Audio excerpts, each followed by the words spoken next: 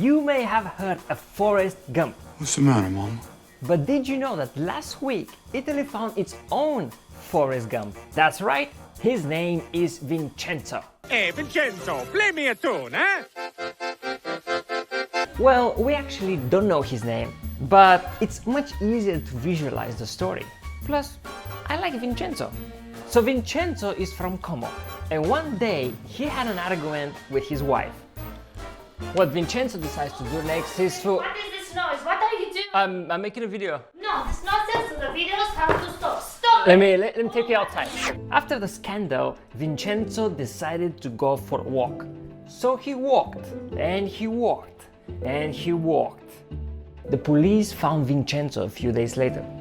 Not dead though, still walking. That happened in the south side, at the Adriatic coast.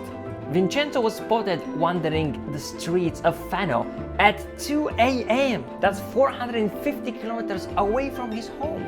What was he eating, you may ask? Grazie mille! It appears people were giving him food along the way. The moral of the story is the interesting part here. But before we get to that, let me tell you how the story ends. Vincenzo stayed in a hotel that night.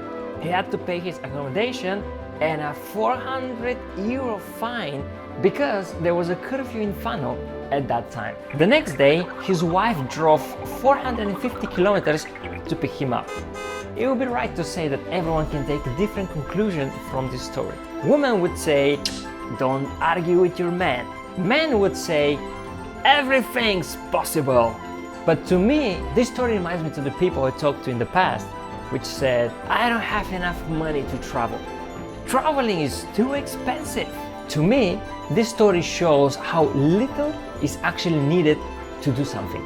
And sometimes the push comes from a place that we don't really expect.